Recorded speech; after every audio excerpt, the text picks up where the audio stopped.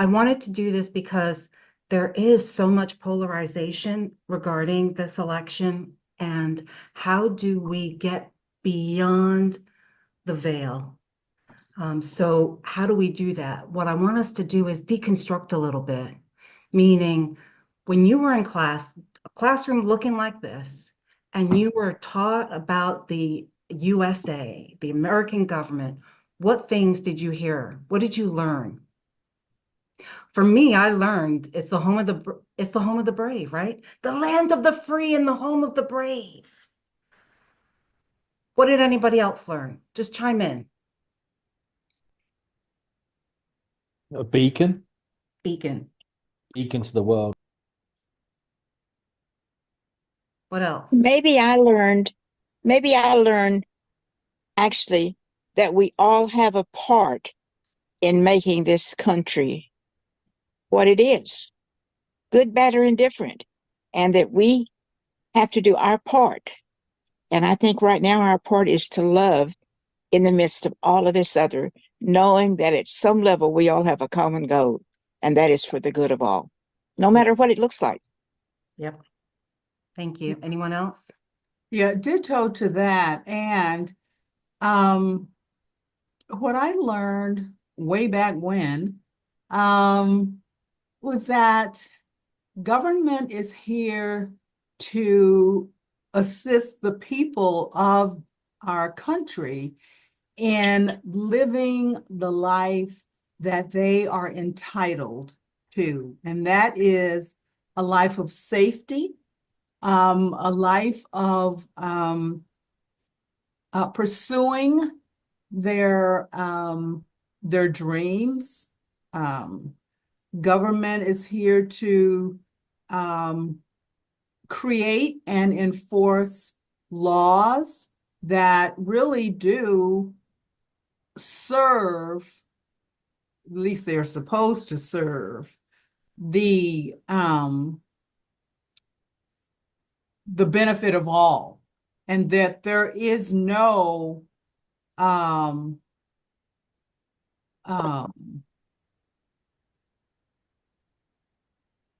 there's no place for hatred and divisiveness.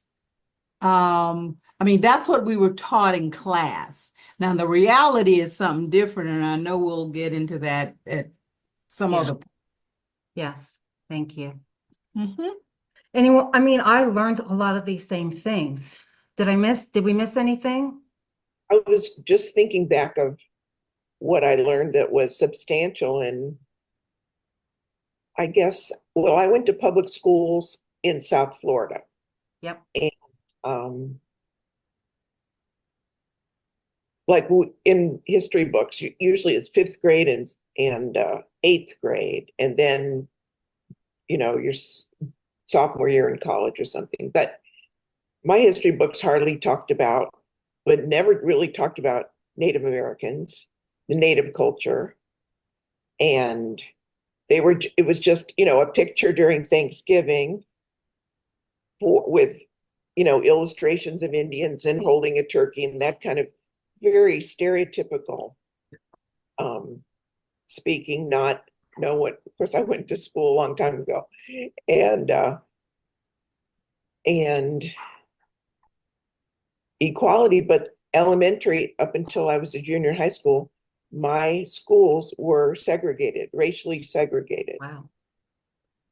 And it wasn't until 11th grade when in the Black neighborhood, the mayor's son, the doctor's son, and the lawyer's daughter, if their parents are willing to drive them to my high school, they could come. And a few football players who turned out to make our team, great. And then, oh, people saying, wow, we should have had him here in junior high. I mean, nobody talked about any of that because it was just accepted. This is how it is. And, you know, and um, and it was taken for granted that the government would take care of us. And but also we were taught to be courteous and respectful, You know, in elementary school, we still did Pledge of Allegiance to the flag. Mm-hmm. We we spoke to each other courteously, and when there was an election and someone won, the loser always graciously congratulated the winner, and then you move on. And no one ever, I can imagine, expected anyone to act any differently than that. To Mm-hmm. challenge an election, to insult your opponent and say nasty things about your opponent. I mean, that just wasn't done. Even like in mayor, the small town in mayor's race or something, people were just more courteous. And I really, one of the few things I miss about back then in the olden days. Got it. Thank you. So, And when you see this lovely lady, what do you think about? What does she represent? oh, my father's parents came through Ellis Island from Czechoslovakia, which was really Hungary. It wasn't Czechoslovakia quite then. It was right after the First World War. But she's revered and beautiful, and she's a symbol Symbol of what? of this country offering a home to people who are able to come, who didn't have opportunities in their country of origin. And people work together. And, you know, maybe a few people did, you know, we know some nationalities didn't like other nationalities, but eventually, because there was a lot of work, people could, I think, you know, people had jobs and people worked together, and, you know, the typical evolution of society. Mm-hmm. So it was good. Anyone else? Thank you, April. Yeah, to me, the Statue of Liberty symbolizes liberty, right? Yep. And symbolizes the welcoming of immigrants from all over the world. I mean, that's why, you know, her arm is up, you know, with the liberty, what is that? The light, Torch. the light of right, the torch of liberty, Yep. and the book Yep. represents, I thought it represented our constitutional laws, and that everyone, again, is treated equally. Of course, we know that that's not true, but that's what it represents. Mm-hmm. Yep. At least that's what I was taught. Exactly. That's where we're starting. Absolutely. Thank you. Anyone else? Yeah, I was taught a lot of the symbolism and a lot of the representation. My father was a Air Force veteran, and my brother was a Navy veteran. And so I was always approached with patriotism as a symbol of respect for people who were willing to sacrifice, you know, themselves for other people. And I thought that that was a very huge connection between Christ's sacrifice for us, the selflessness of it. And so I always saw patriotism from a spiritual lens, in the sense of there are men and women who are willing to put their lives on the line for other people. Yeah. I never really believed in war, but I've always felt like a great respect for the troops. And I thought that, for me, that's what was the biggest representation of America growing up, was that we stood for freedom, and we would reach freedom at any cost.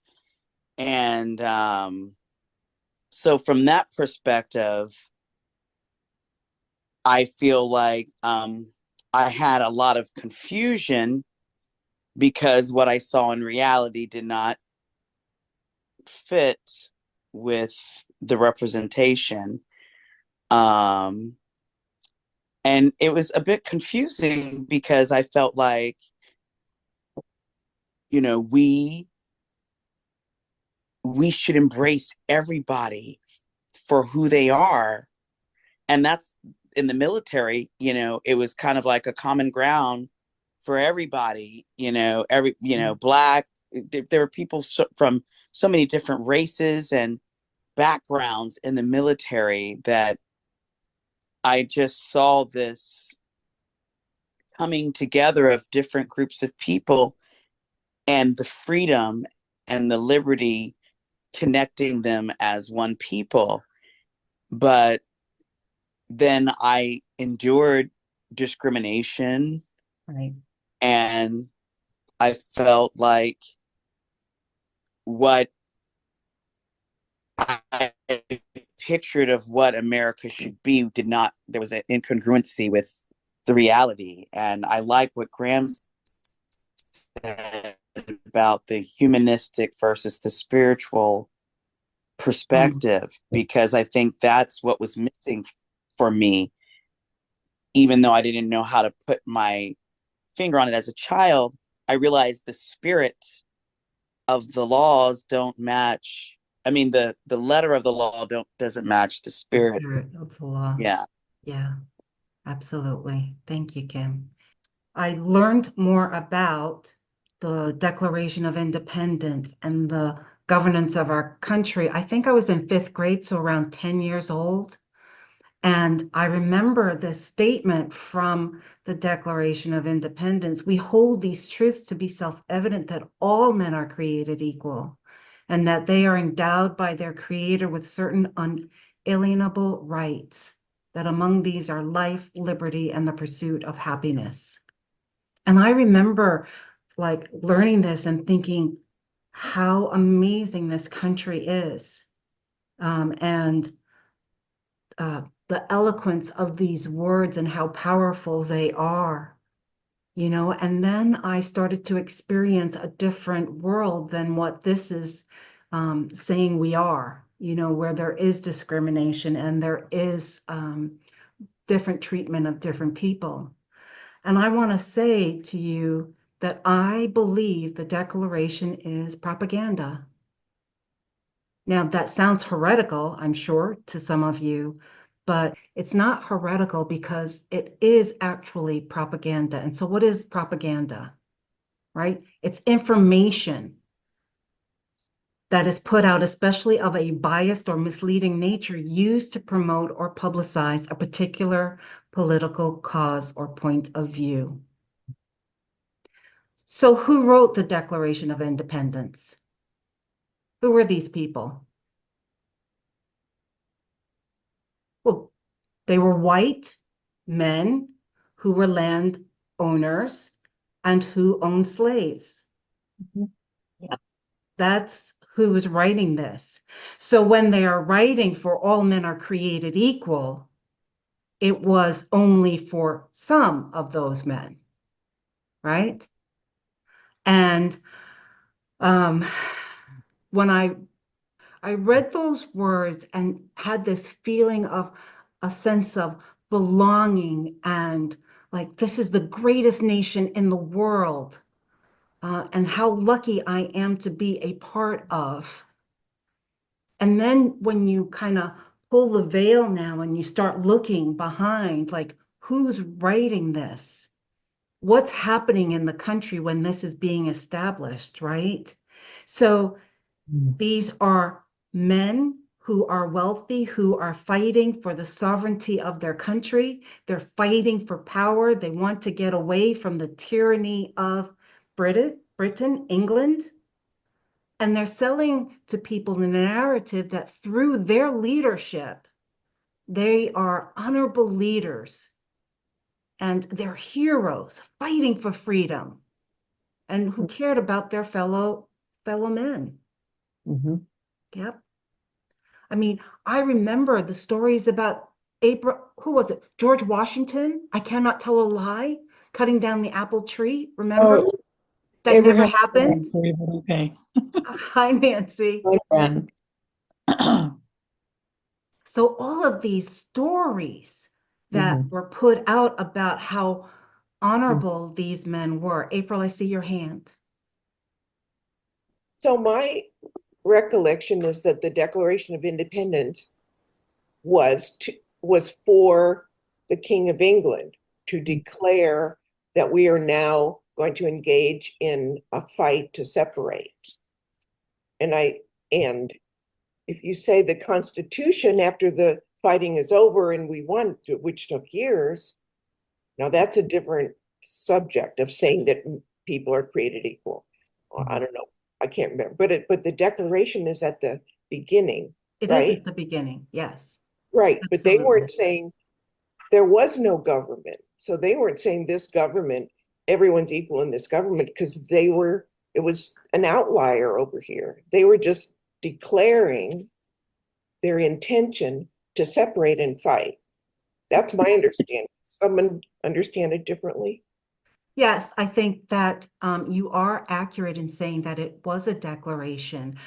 And this is the intention of the forming of this country, that all men are created equal. But the reality of that is untrue. And so what I'm doing is I'm asking us to deconstruct and look behind to what the reality is or was. And so today we don't use the term of propaganda. It seems to have a negative connotation behind it.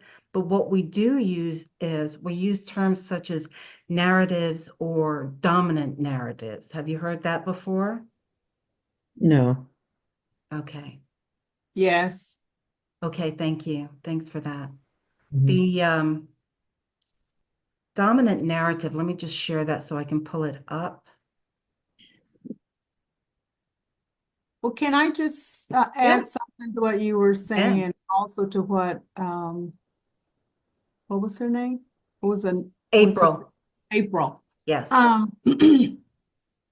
My understanding of the Declaration of Independence was that, yeah, these white guys who were wealthy landowners came together, and they were declaring their independence from England because they were still under British law. Yes. And they left Great Britain to get away from the oppressive laws. But Mhm. when they said all men are created equal, they didn't mean all men. Now Correct. that piece was propaganda. They did not mean all men. They Correct. only meant white, wealthy, landowner males. They did not mean females. They definitely did not mean slaves.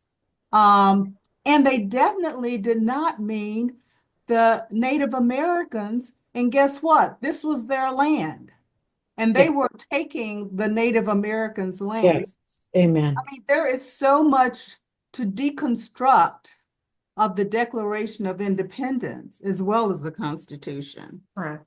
So that's my understanding. And I'm coming from, I guess, long time ago when I was taught in a segregated school in Texas. Great. Thank you. Thank you so much for adding to that, Jackie. Appreciate it. So we now talk about this as dominant narratives. And so I wanted to share that with you of what that really means. And basically it's a narrative, a story, an explanation that supports ideals and interests of who? A dominant group, a dominant social group that rules us. That's where that comes from. And you notice I'm taking the picture of men, because we are in a patriarchal society. But when we have these dominant narratives, it becomes pervasive to the point where we believe that that is true, and we color that entire group with that feather. So for example, when you think of a Republican, what's the dominant narrative of a Republican? What comes to mind?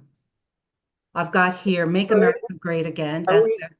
Are we going from the 1700s to now? What do you Yes, mean? to We're now, going to now. yes. What are the Republicans known for? What's their story of why they are the greatest party in America? Why should we elect them? Who are they? What do They they mean to us? Law and order. Law and they- order? Yep. And protecting families and ensuring that and from the conservative point of view, this is what my understanding whenever I hear the word Republican in this day and age, because it didn't always mean Correct, that. it flipped before, yes. All right, so we're talking about conservative. I'm going to also put in there traditional. There's definitely a mindset of I meant. traditional values. Yes. Anything else? Thank you, Jackie. That was great. Christian morality. Ah, Christian morality. I would add to that conservative Christian morality. Conservative traditional Christian.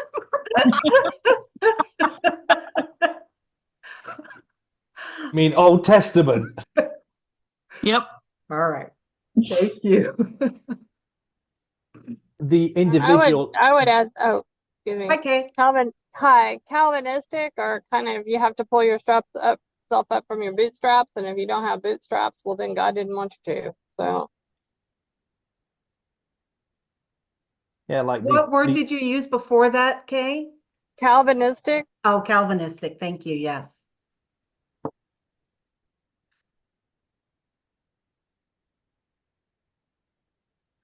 Anyone else? That was great. Thank you.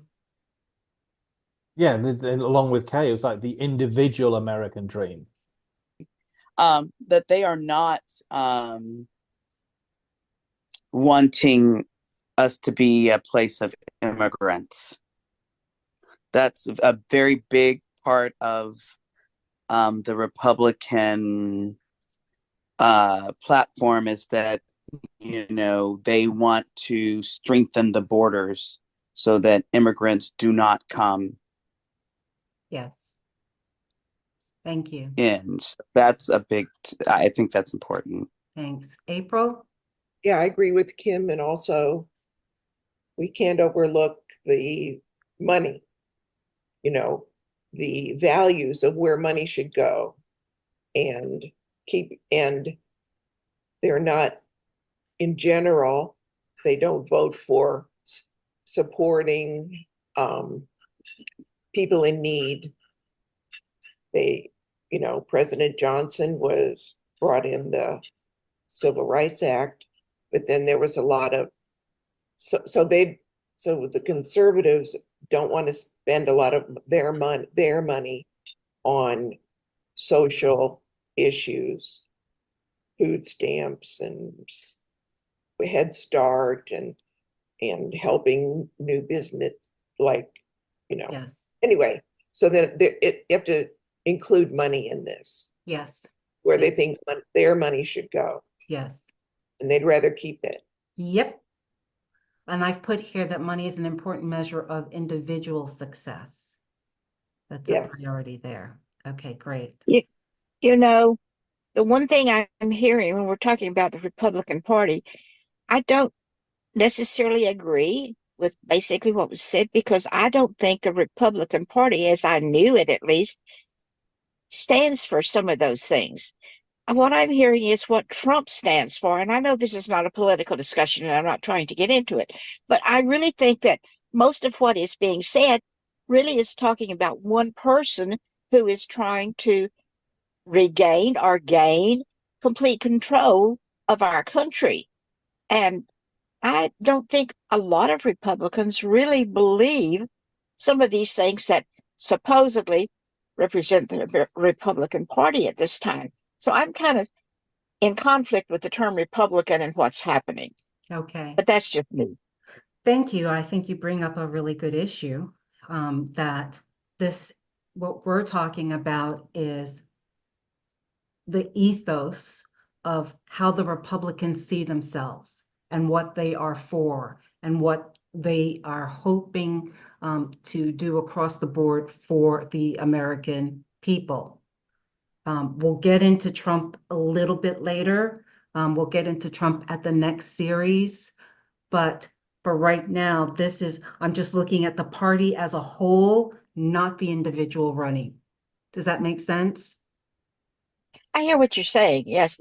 It's just that it's so hard for me to see the whole Republican Party quite in this picture.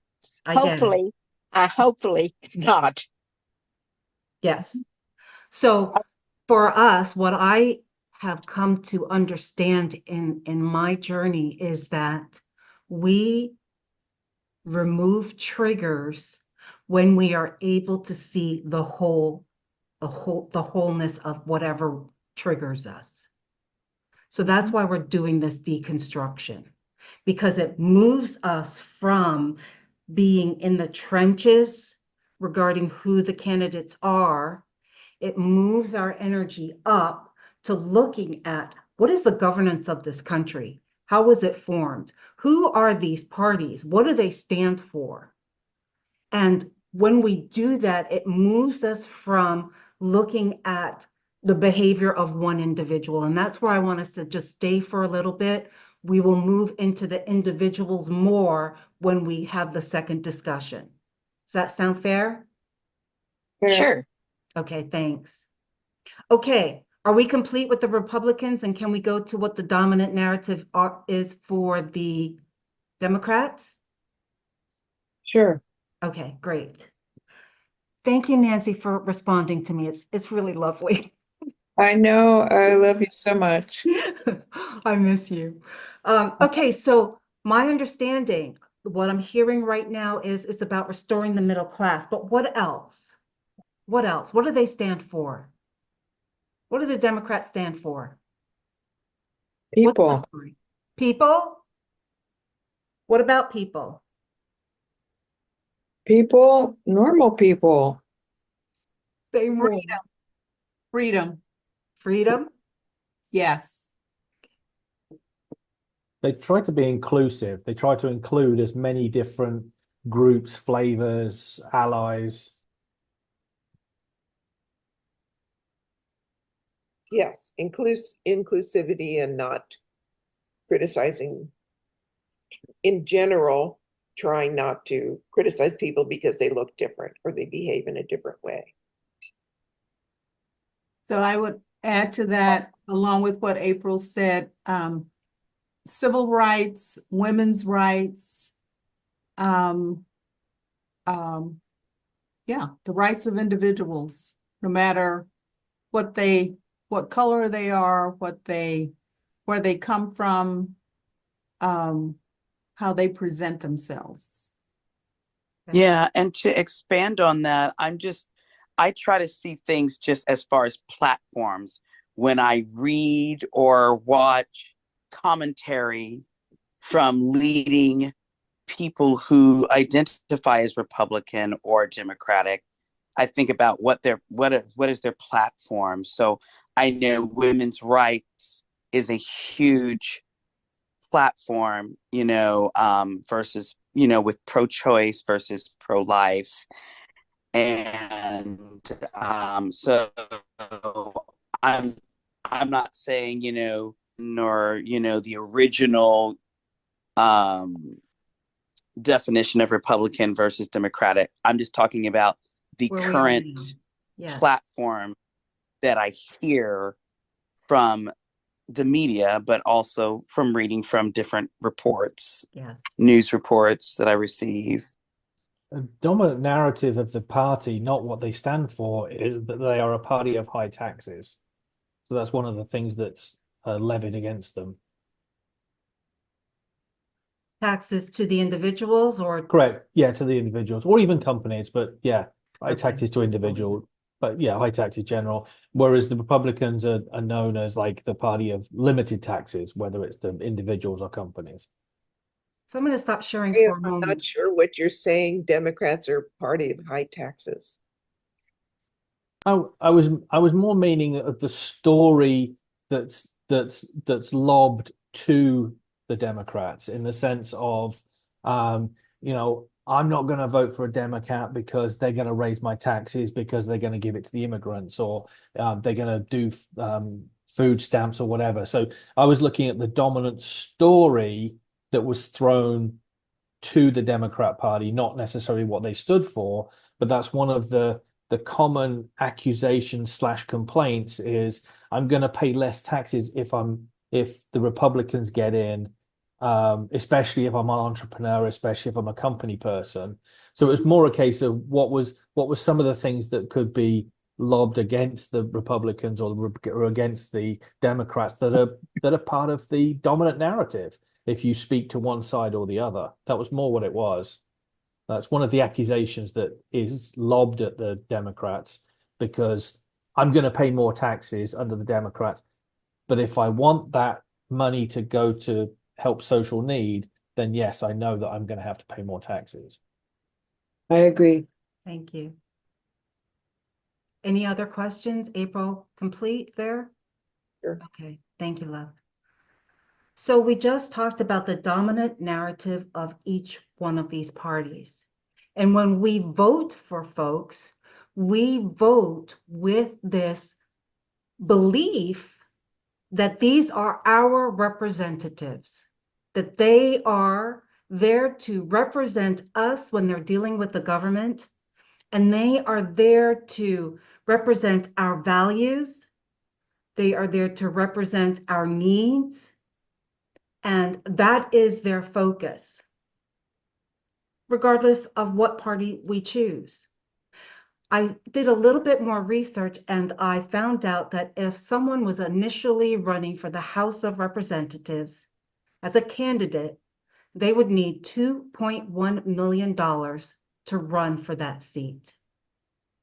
If they're already an incumbent and they want to run for re-election, that figure goes to $5.3 million is what's needed for them to run again for their seat.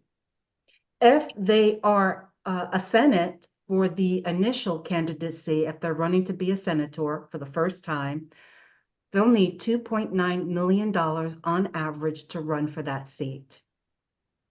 And then if they are an incumbent and they are planning to rerun, that figure jumps to $11.4 million. And then let's talk about the 2020 presidential election. Does anyone know what the candidates took in and had to use? The amount of money? Biden for 2020 for running for president of the United States, $1.85 billion, that's with a B, billion dollars. Trump was $785 million. Now, I don't know about you, but does that sound like your neighbor, my neighbor? Does that sound does that sound like someone who's going to be concerned about the housing costs or inflation or what we have to pay for groceries? And so I bring this up because I want us to be clear that regardless of the party, this is what's going on behind the scenes. Where are they getting all this money from? Well, a very small percentage comes from grassroots, right? Grassroots meaning you or me giving a donation, but that's not going to touch those numbers now, is it? Where are they getting the money from? Businesses. Businesses, yes. Special interest Other rich groups, people, Yeah. okay? other rich people. Other rich people, yes. Chamber of Commerce. Chamber of Commerce, I heard that. Well, I guess we know that those millions and whatever billions are so-called needed because of advertising, because the crazy prices of advertising, right? Yes, So- advertising is a crazy price, but if those are the litmus test for being able to be a representative or a senator or running for president, then we're talking about an elite group of people who can raise that kind of money. It's not your Joe Schmo. It's not your neighbor next door that's raising the money for this. Well, don't you think that all the people who hold offices, they're not all elite people? I mean, like Pete Buttigieg was just a mayor. Just because people donated to him and he could then run for president doesn't mean there's something wrong with him.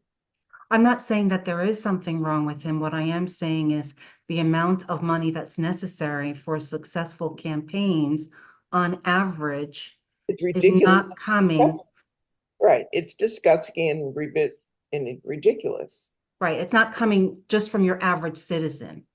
And so if, as a candidate, I have to raise this kind of money that I know I cannot get from individuals, then I'm going to be getting it from PAC groups, special interest groups, millionaires and billionaires, right? And then am I going to be kind of a little beholden to them? Mhm. They're Well- going to have the priority of my voting and what I do legislatively. Yes. So this is where now the system really starts to get into it being broken and corrupt. Yes. And so I'm asking us once again to look at the whole. Look at the whole. I want to, April, you had brought up the Constitution, and I just wanted to do a brief mention on that when I find my screen. And good, because I have not read it. I don't have a little book that I carry around in my pocket. But it's the best there is in the world, apparently. And as we do more and more research, I have this quote here, and it mentions that in the Constitution, as it was adopted in 1787, there is nothing defined about how do you vote for members of Congress and the president and who can vote. And so that's why we have then all of those different amendments, right? So we have like the 15th Amendment, which passed in 1870, and that said all men could vote, all men. But it wasn't until 1920, right? And that was the 19th Amendment that women could actually vote. Yes. And then we move into like the 24th Amendment, which was in 1964, in which the focus there was about removing poll taxes. Does anybody know what poll taxes were? Yeah, it was a tax on basically Black people in order for them to be able to register to vote. Right. Oh my God. And most Oh, of yeah. them could not remember that. register to vote because they could not afford the poll tax. And then in 1965, there was the Voting Rights Act, which then stated that every man, woman, regardless of race, could vote. 1965. Mhm. And then it was right around the Vietnam War. Yep. All of these kids, men, adults, teens were being conscripted into this war when they couldn't vote until the age of Yes. 21. Yes. And so this amendment came in, which is the 26th Amendment, that then says any citizen can vote who's 18 or older. So that's how we have all of these amendments. And the really scary piece of it is that it's not federally regulated. It is underneath each and every state to discern what are voting rights, who can vote, what's the process, how they're going to set it up, the logistics of it. And because of that, there are 13,000 election districts, 13,000. None of the ballots look the same. They're all very different. And when they count, when they're open for people to come in, all of that is on a district by district level.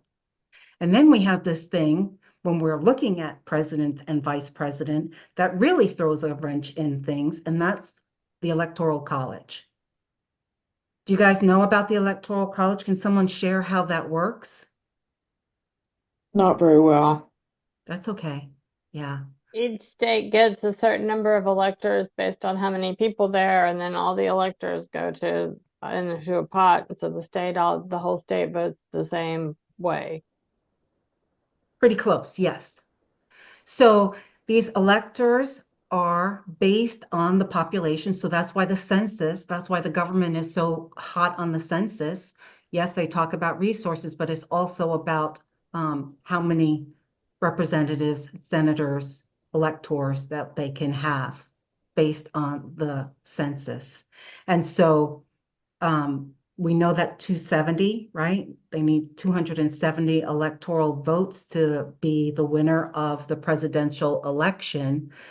But what you may not be aware of is that these electors are chosen by the party of the candidate.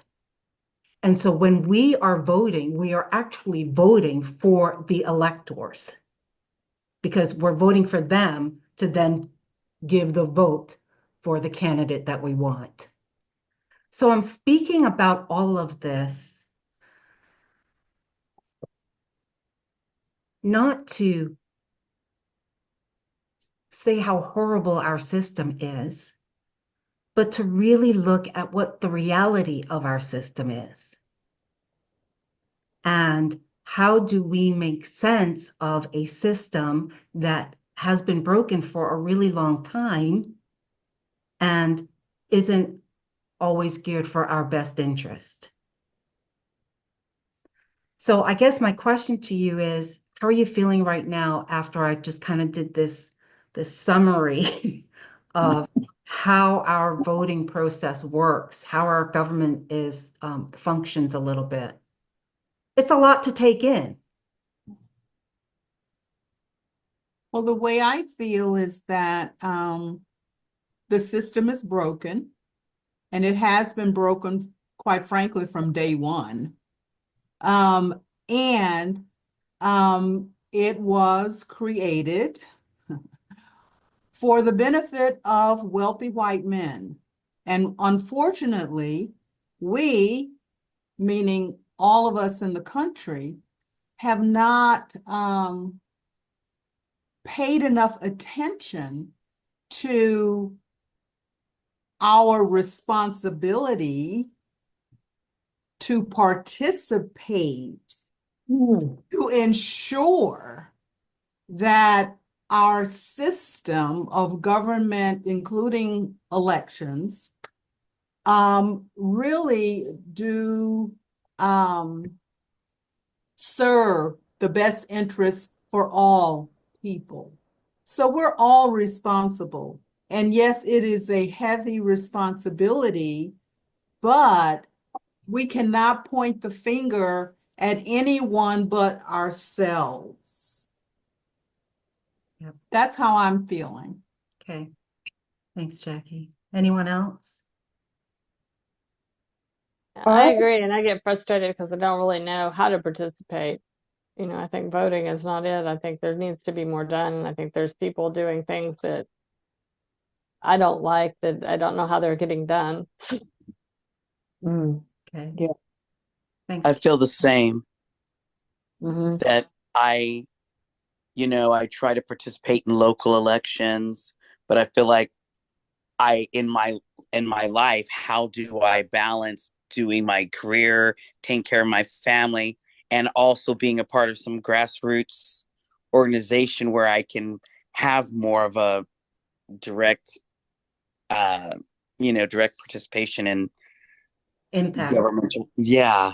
I just don't know how to balance it. And so hearing all of this, I just feel like I want to feel like I have more power, and not in a like maniacal power way, but just self-empowerment in a way of how can I contribute personally and in a more impactful way? Mm-hmm. Yeah. Yeah. And it's really tough. I remember when I was the first time I vote, I was so enthused and I was like really participating and doing all this stuff. And then I got disillusioned and I was like, well, what's the point of voting? I don't see what's the point because, it's the rich people that are just going to be making these laws and these decisions. And so then what I focused on was doing local things like with the homeless and other volunteer organizations that were going to have a direct impact with people's lives. And now I've come full circle again in where it's these people are making laws that are affecting our well-being, our health, our the way that we operate in the world. And even though it's a broken system, we have to work within that framework to be able to affect change. And so it's really hard because I know a lot of us think it's broken, let's just get rid of it, do over. But the wealthy people are not going to get rid of it and do over. So then ours is how do we then find a way to affect change from within? And it's a broken and corrupt system. And we've got to figure a way of how to, one legislation at a time, make an impact. And so that's where I think the peace comes from, in being able to take the actions that we can.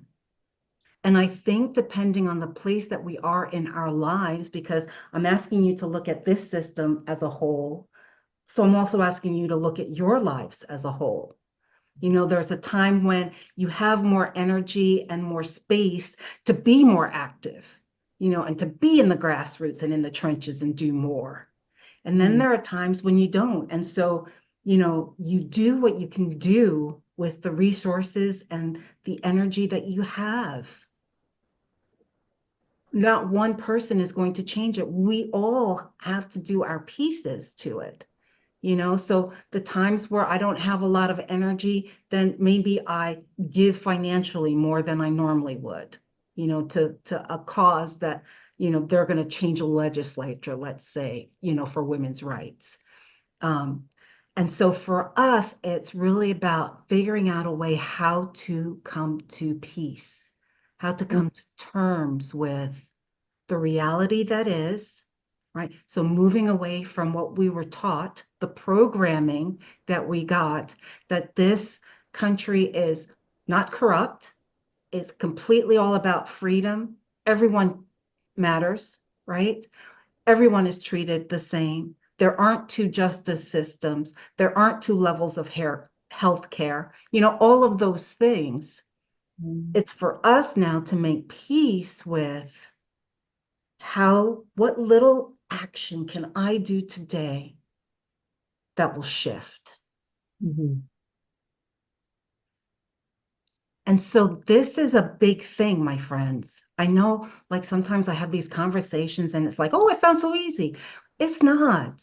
It's not easy, but I want us to work from wholeness. I want us to work from what truth is, not be in the dogma of what it was supposed to be and how we were taught, right? Not be in the place of seeing all the corruption and that's all there is. Yes, that's there too. It's the allness of it. We talk, and I'll just go spiritually just for a moment. We talk about that there is only one God, one presence, right? And then when these weird things start happening that we label as corrupt or bad or whatever, evil, right? Then we really have to check ourselves. What do we believe? What do we believe? And so that's where I'm asking us to be in this conversation, is to be able to start being uncomfortable and being comfortable with being uncomfortable.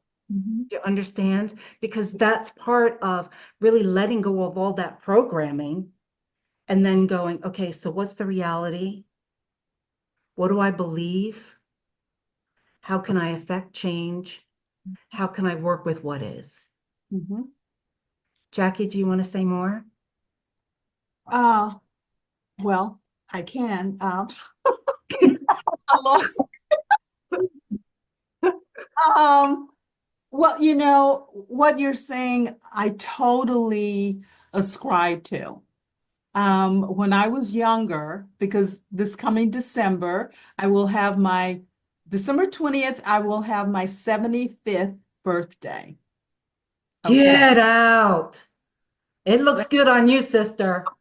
Woo! Wow. So in my I want early, some of that mojo. Amen, Kim. so in my earlier years, I marched, I worked in government at the county and state levels. I worked inside the system. I also worked outside of the system to, to work towards all of the changes that I felt strongly needed to happen. And thankfully, I lived in a time when, in Texas, when, my father, my brother, people in the community, again, this is during the segregation area, we all came together and we all came together to work towards the goal of equality. So I know, I have seen, I have lived through the times when we didn't have hardly any rights, okay, to the place where we have made a lot of progress. So I know the importance of working within the system and also outside of the system to affect change. Now I do what you said, Cherie. When you don't have as much energy, you give more in terms of funds, money.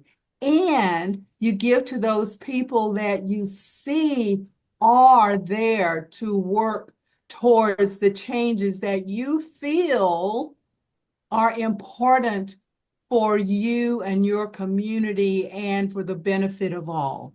Because, well, we won't talk about parties, but I am of a particular party that Martin Luther King was in, that et cetera, et cetera.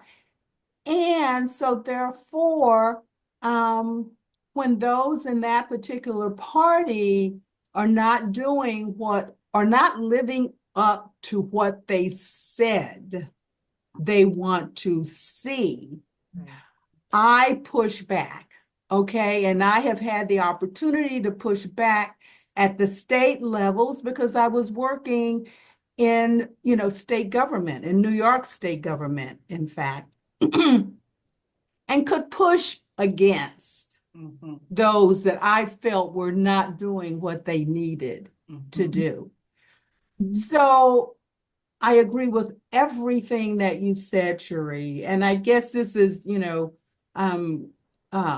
part of my testimony to say, yes, yes. And I left state government to go to seminary so that I could put more emphasis on the spiritual in terms of change. Yes. So that's the other reason why I so appreciate this opportunity to have these conversations, to be a part of the conversation, so that quite frankly, I can gain more strength in knowing what I can do, and I can support others in gaining strength in doing what they feel is theirs to do. Yeah. So that's all I have to say. Beautiful. Thank you so much, Jackie. Anyone else? For now. For now. Okay. I Okay. have I get wrapped up in I wrote letters pretty regularly for a while, and I live in being a Texan, I always get something back that says, "Thank you for sharing, but we're gonna do what we're gonna do."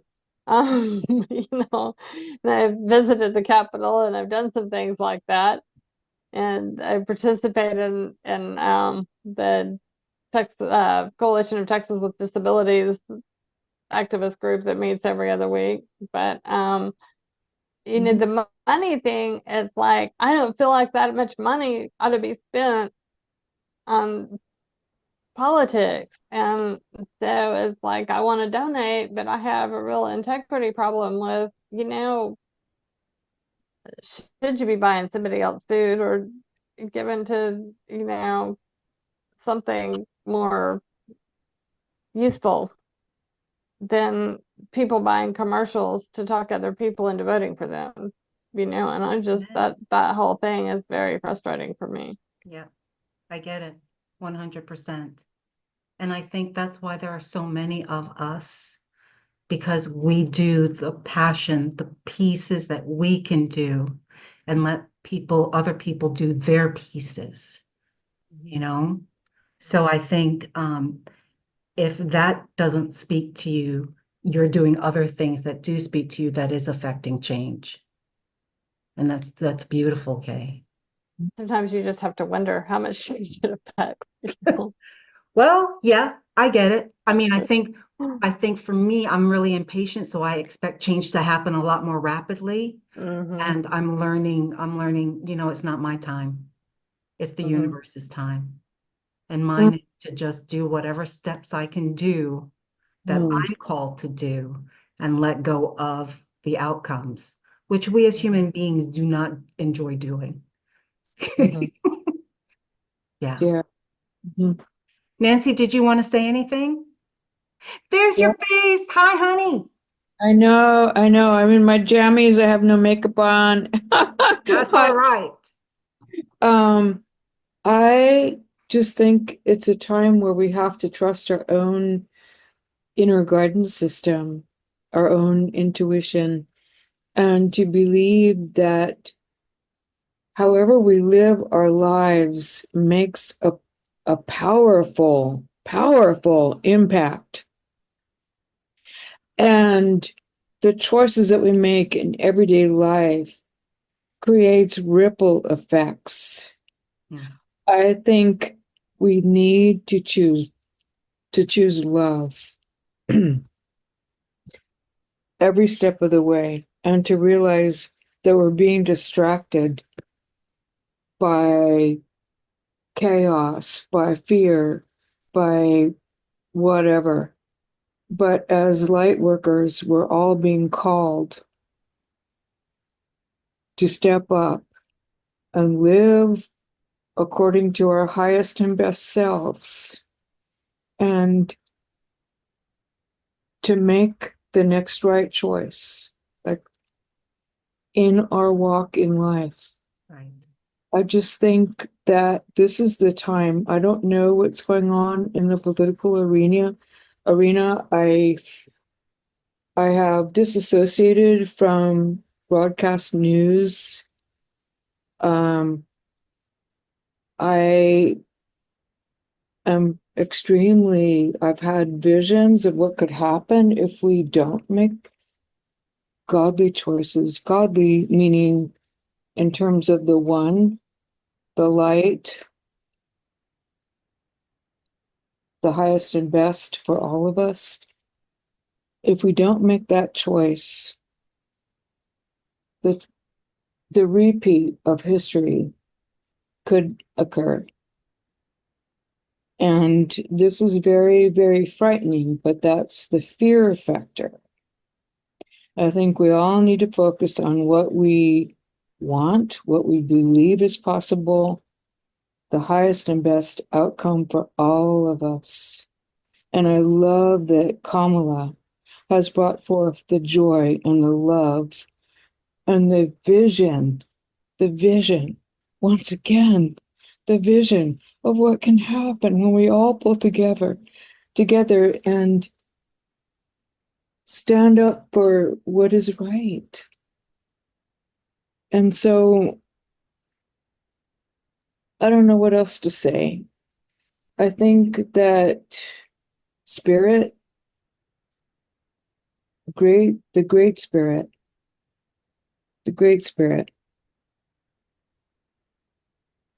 is going to guide us through this. I believe that we've had many rises of civilization in the past, and we've risen and we've fallen and we've dissolved. We have evidence in India of nuclear war in the past, in the ancient past. We have evidence of Buddhist statues in what's our great national park in the United States,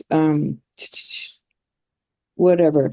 And so we have and we have pyramids. We've had many rises of civilization. Let's get it together this time. Let's go for love. Let's go for unity. Let's go for our highest and best that we can go for. Let's not get distracted by anything else. Nothing else. Let's focus on what we want. That's it. Thank you. Thank you. I really appreciate hearing your thoughts around this. Whose mind can you change during this election time? Whose mind can you change during this election time? Who do you have power over changing someone's mind? No one but myself. Amen. Say it again. No one but myself. That's right. Right. So, and I'm saying Yeah. that Yeah. so that we are able to claim our resources and not evaporate our energy in useless endeavors.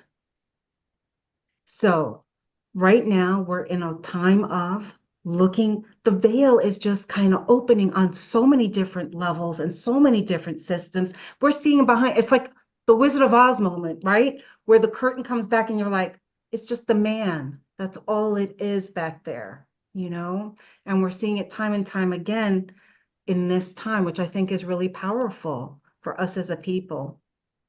And as we're doing all of this deconstruction and looking, it's real easy to feel overwhelmed. It's real easy to feel anxiety. It's real easy to be paralyzed. So I want you guys to give us some spiritual tools and tips that we can use for ourselves. And if anybody else wants to, we can share them. Of course we can. So that we can be centered in our wholeness, be centered in our divine nature, be centered in that there is only love. So my first thought is to be gentle with ourselves. You know, it's an upheaval that's going on. And when there's upheaval, we want to kind of just, you know, kind of pull the covers over, or we have these great bursts of anger that come out. And I'm just saying to you, all is acceptable. When your body tells you it's time to curl up and take a nap, curl up and take a nap. You know, when you need to yell and shout, find some place that you can do the yelling and shouting. Preferably not at your spouse or someone that you love. You know, but do those kinds of things, because what I want us to be clear on is that all of it is God. All of our emotions, the anger, the sadness, the frustration, the joy, the elation, the possibilities, all of it is God. And we don't want to deny anything. We don't want to deny God in any form. So I'm inviting you to really be gentle with you and to listen, right? Listen to your body and listen to your intuition. What else? Amen. What other things are you thinking about? Making peace with what is. Oh, amen. You must have a minister in your household. No. I know, right? Actually, Graham is very wise, so I'm the one that's blessed. making peace Yeah. with what is. Kim? I was going to say connection with people, finding that common ground, Mhm. connect with people, because I know that I work with people that do not have the same political views as me. And Mhm. I do not broach, I don't even, when you ask the question, how do you work to change someone's mind, or whatever the question was about changing people's mind, I was just like, I don't believe it's my job to do that. My job is to find common ground with Mhm. the people I interact with in my bubble of the world. And I Mhm. know that through loving me, when I connect with coworkers and they begin to learn to love me, then it goes so much further than political views, and it can soften people in a way that you don't change their mind, but they see people versus the politics. Yeah. Yeah. Mhm. So what I'm hearing you say, and I'm translating, and if it's not right, please correct me. You're saying find people with common ground, but it's like seeing the light in each person and being able Yeah, to respond on that level. I love that rephrasing. Mhm. Anyone else? I've put on here embracing yin and yang. It's all God. And I talked about that just a moment ago. What Mhm. else? Go for a walk in nature. Yes. Nature. I Yeah, love it's so helpful because that really does connect us with the peace within ourselves as we commune with the peace in nature. Um, and I have this special place where I go for my walks, and many other people in the broader community go for their walks as well. And sometimes it's just whole intergenerational families are walking nice. Mhm. along with their dogs. Many, and it is the most wonderful sacred space that we create with each other Mhm. on those walks. And there is a connection. And of course, I wear my Unity t-shirts and Cool. things like that, but again, it's to express, I express my divinity and I see the divinity in others.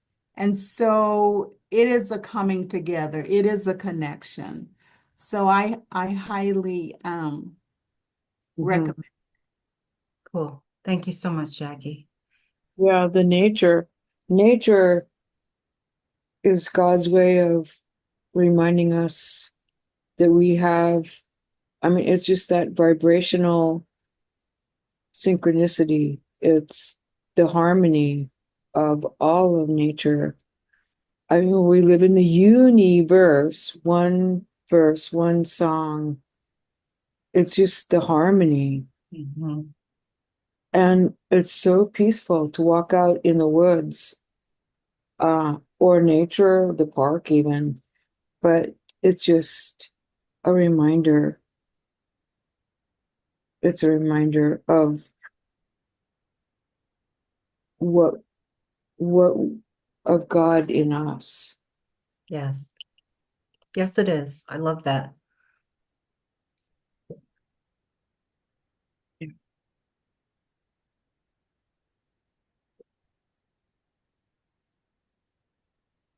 Beautiful. Thank you. Thank you. Anything else? I agree with everything you have written there. And um, and I remember a speaker saying many times, what's ours to do? Mm, Yeah. And that has really been a nice, I was going to say mantra, but I'm not consistent enough to say it's a mantra, but Mhm. it's a reminder to don't forget boundaries. I'm so sorry about that war over there, but there's nothing really I can do about it. But doing what you all do in your daily lives. Kim is working with children, and when they get to know her and love her, and she's Kim, you're a role model. And she just walking mama love, and like she said, staff gets to know her, and they're gonna, because you can't dislike Kimberly, you just can't. So as an example for us, I agree. And it's seeing the light in each person, grounding in nature, although we can see storms and all kinds of aberrations of nature because of global warming, but that's not what we're talking about. And